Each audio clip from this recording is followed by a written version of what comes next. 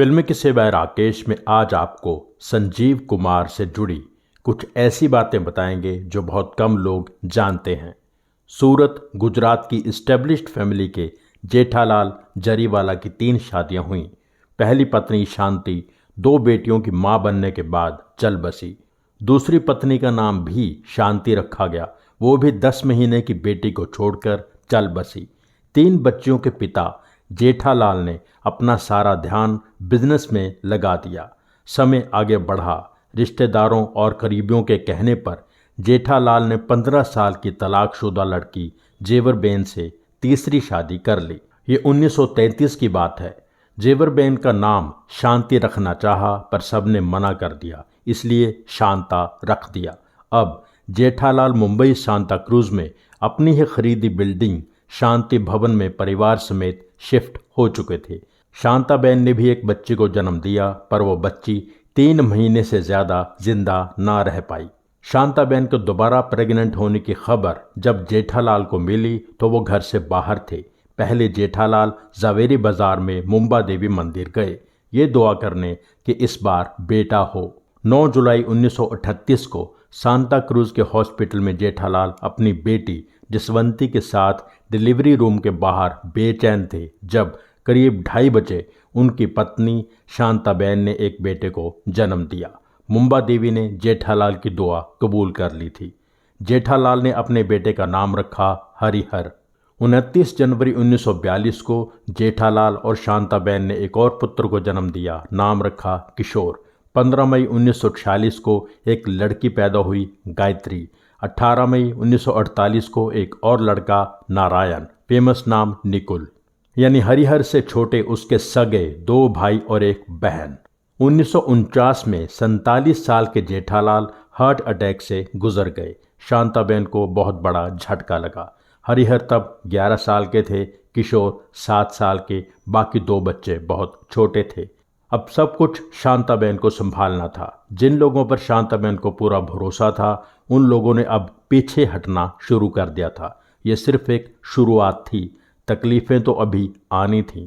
शांताबेन को अपने पति के बिजनेस की ज्यादा समझ नहीं थी। जेठालाल के बिजनेस पार्टनर ने धोखे से शांताबेन से पेपर्स साइन करवा लिए और जेठालाल का लगभग सारा बिजनेस अपने नाम करवा लिया। शांताबेन ने कानूनी लड़ाई लड़ने का फैसला किया। शांति भवन में सिर्फ 2 कमरे अपने परिवार के लिए रख के शांताबेन ने बाकी सब किराए पर चढ़ा दिए। कानूनी लड़ाई में बहुत पैसा गया, 2 वक्त की रोटी भी मुश्किल हो गई। कानूनी लड़ाई में शांताबेन अपने पति की दुकान हार गईं, शांति भवन भी हार गईं। भुलेश्वर में टैंक बिल्डिंग में सिर्फ 2 कमरे उनके हिस्से आए। खार के सेक्रेड हाई स्कूल में हरिहर 6ठी जमात में पढ़ते थे जब उन्हें सांता क्रूज से भुलेश्वर शिफ्ट होना पड़ा। अब स्कूल बहुत दूर था। अपने दिल पर पत्थर रख के शांताबेन ने हरिहर को इंग्लिश मीडियम स्कूल से हटाकर गुजराती मीडियम स्कूल नानावटी विद्यालय में दाखिला दिला दिया, जो उसी बिल्डिंग में था जिस बिल्डिंग में वो रहते थे। यहाँ भी उनके पास 2 कमरे थे, उनमें से एक किराए पर देकर एक में ही सारा परिवार रहने लगा। अब सारे बच्चे नानावटी स्कूल में पढ़ने लगे। शांताबेन ने हार मानना नहीं सीखा था। अपने पति के पुराने कॉन्टैक्ट्स को मिलना शुरू किया और कुछ पुराने एम्प्लॉयज़ को साथ लेकर जरी तैयार करके बेचनी शुरू कर दी। शांताबेन अपने बेटे हरिहर को कोई डॉक्टर या वकील बनाना चाहती थीं, पर धीरे धीरे हरि का इंटरेस्ट क्रिकेट और थिएटर की तरफ बढ़ने लगा। हरि ने हिंदी में प्लेज लिखना और परफॉर्म करना शुरू कर दिया। हरि ने जब बैजू बावरा देखी तो कई दिन तक सिर्फ मीना कुमारी की ही बात करते रहे। इस दौरान हरि प्लेज करते रहे, एक्टिंग निखारते रहे। अब हरिहर ने भी ये नतीजा निकाला कि एक्टिंग में करियर बनाना है तो उसे प्रोफेशनली ट्रेन होना होगा। निर्माता शशधर मुखर्जी ने अपना एक्टिंग स्कूल खोला था फिल्मालया। हरि ने वहाँ एडमिशन की बात की, पर वहाँ की फीस बहुत ज़्यादा थी। निराश हरि अपने घर लौट आए। मन में हज़ारों बातें, काश पिता जिंदा होते, पैसे की तंगी ना होती, मैं आज फीस दे पाता और एक्टिंग स्कूल ज्वाइन कर लेता, माँ को तकलीफ़ों का सामना ना करना पड़ता। हरि रात के 10 बजे घर पहुँचे और सीधा अपने बिस्तर में। माँ तो माँ होती है, समझ गई कोई बात है। माँ ने पूछा, क्या बात है? हरी की जबान ने साथ नहीं दिया, कुछ बोल ही नहीं पाए। मुरझाए चेहरे ने माँ से बहुत कुछ कह दिया। माँ प्यार से उनके बालों में उंगलियां फिराने लगी, हरी का मन शांत करने लगी। माँ की अच्छाई ने हरी के मन पर और बोझ डाल दिया। हरी सोच रहे थे कि ऐसी देवी माँ से मैं अनरीजनेबल डिमांड्स करता रहता हूँ। अपने आप पर काबू नहीं रख पाए और हरी रो पड़े। रोते हुए हरी ने माँ को बता दिया कि एक्टिंग स्कूल ज्वाइन करने के लिए पैसे चाहिए थे। मैं आपको बता नहीं पा रहा था, अब आपसे छुपा नहीं पा रहा। माँ शांताबेन ने हरी का हाथ पकड़ा और कहा, सब हो जाएगा, मैं कुछ ज्वेलरी बेच दूंगी। हरी ने सख्ती से कहा, ऐसा मत करना।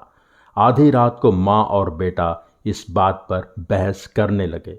फाइनली माँ ने कहा, मैं ज्वेलरी गिरवी रखूंगी, जब तुम कमाना शुरू कर दोगे तो छुड़वा लूंगी।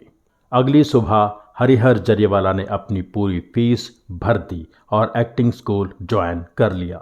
हरिहर ने अपने काम से सबको इम्प्रेस कर दिया। एस मुखर्जी ने खुद हरिहर को कहा कि अब लेवल ऊपर उठाने का समय आ गया है, इसलिए इप्टा ज्वाइन कर लो, Indian people's theatre association. IPTA में हरी की मुलाकात ए.के. हंगल से हुई। ए.के. हंगल ने हरी से कहा, जब कोई रोल होगा तो मैं बता दूंगा। इसके 1 महीने के बाद ही ए.के. हंगल एक प्ले की तैयारियां कर रहे थे जिसे वो डायरेक्ट करने वाले थे। प्ले का नाम था डमरू। सेट डिज़ाइन करने वाले सुधीर दलवी को ए.के. हंगल ने मेन रोल दे दिया। हरी को कोई रोल नहीं मिला था, पर हरी हर रोज रिहर्सल देखने चले आते थे। एक तरह से ए.के. हंगल को याद दिलाते कि आपने मुझसे रोल देने का वादा किया था। Director R.M. सिंह एक शॉर्ट स्ट्रीट प्ले मजमा पर काम कर रहे थे। उन्होंने हरी को मजमा में काम दे दिया।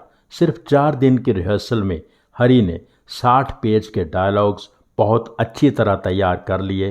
प्ले जनता के सामने पेश हुआ।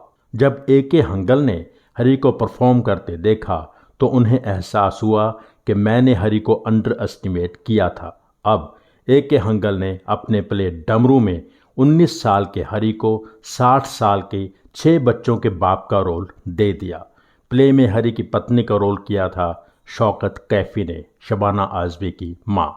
हरी ने अपनी एक्टिंग से सबका दिल जीत लिया। हरी के काम की बहुत तारीफ हुई। बहुत कम समय में हरी इप्टा में पॉपुलर हो गए। पैसे की तंगी दूर नहीं हो पा रही थी, इसलिए हरी ने इप्टा के साथ साथ गुजराती थिएटर और इंडियन नेशनल थिएटर भी ज्वाइन कर लिया। फिल्मों में काम करने की शुरुआत फिल्मालिया की वजह से ही हुई। एक फिल्म बन रही थी हम हिंदुस्तानी, सुनील दत्त, आशा पारेख, जॉय मुखर्जी, हेलन, निर्देशक राम मुखर्जी। राम मुखर्जी एस मुखर्जी के भतीजे थे और आप जानते होंगे राम मुखर्जी रानी मुखर्जी के पिता थे। हम हिंदुस्तानी में हरी को पुलिस इंस्पेक्टर का छोटा सा रोल मिल गया। एक शिफ्ट के 12 रुपये मिले, जो उस दौर में उनके लिए काफ़ी थे। पहली पेमेंट हरी ने अपनी माँ की हथेली पर रख दी। माँ उन्हें साथ लेकर मुंबा देवी मंदिर गईं, कुछ हिस्सा मंदिर में दिया। सिनेमा हॉल में फिल्म देखते हुए जब हरी का शॉट आया तो एक बच्चे की तरह उन्होंने अपनी माँ से कहा, माँ वो मैं हूँ। माँ ने कहा, क्या मैं तुम्हें दोबारा भी बड़े पर्दे पर देख पाऊंगी? हरी ने कहा, हाँ, अगर तुम सिनेमा देखने आया करोगी। बेटे की खुशी देखकर माँ बहुत खुश हो गईं। संघर्ष अभी खत्म नहीं हुआ था। काम की तलाश में प्रोड्यूसर्स और स्टूडियोज के चक्कर लगाना जारी था। रंजीत स्टूडियो के फाउंडर चंदूलाल शाह फिल्म बना रहे थे अकेली मत जइयो। हरी से उन्होंने फोटोज मांगी। कुछ दिन बाद हरी उनके ऑफिस पहुंचे तो अपनी फोटोज को डस्टबिन में पड़े देखा। हरी लौट आए, मन ही मन ये फैसला करके कि कभी चंदूलाल शाह के साथ काम नहीं करूंगा। ताराचंद बड़जात्या अपनी फिल्म आरती के लिए नए चेहरे की तलाश में थे। अशोक कुमार, मीना कुमारी फाइनल हो चुके थे। हरी मिलने पहुंच गए। ताराचंद को हरी पसंद नहीं आए, पर डायरेक्टर फणी मजूमदार वहीं थे। उन्होंने हरी को स्क्रीन टेस्ट के लिए आने के लिए कहा। हरी खुश थे कि उन्हें अपनी फेवरेट मीना कुमारी के साथ काम करने का मौका मिलेगा। इस दौरान हरी ने दीना पाठक के एक प्ले में काम करने से इनकार कर दिया, क्योंकि अब वो फिल्म करने वाले थे। हरी को पता चला कि अब उस फिल्म में प्रदीप कुमार को ले लिया गया है। हरी जैसे आसमान से गिरे। सबने कहा यह फैसला ताराचंद बड़जात्या का होगा। हरि के मन में उनके लिए नफरत बैठ गई। राजश्री प्रोडक्शंस की 1984 की फिल्म सारांश में जब संजीव कुमार को कास्ट किया जा रहा था तो उन्होंने साफ इनकार कर दिया था। बाद में वो रोल अनुपम खेर को मिला। डायरेक्टर गोविंद सरैया जब सरस्वती चंद्र बनाने वाले थे तो हरि को मेन लीड देने का फैसला किया। फिल्म डिले हो गई। अमजद खान के भाई इम्तियाज़ खान को एक फिल्म मिली डायरेक्ट करने के लिए, जिंदगी की राहें।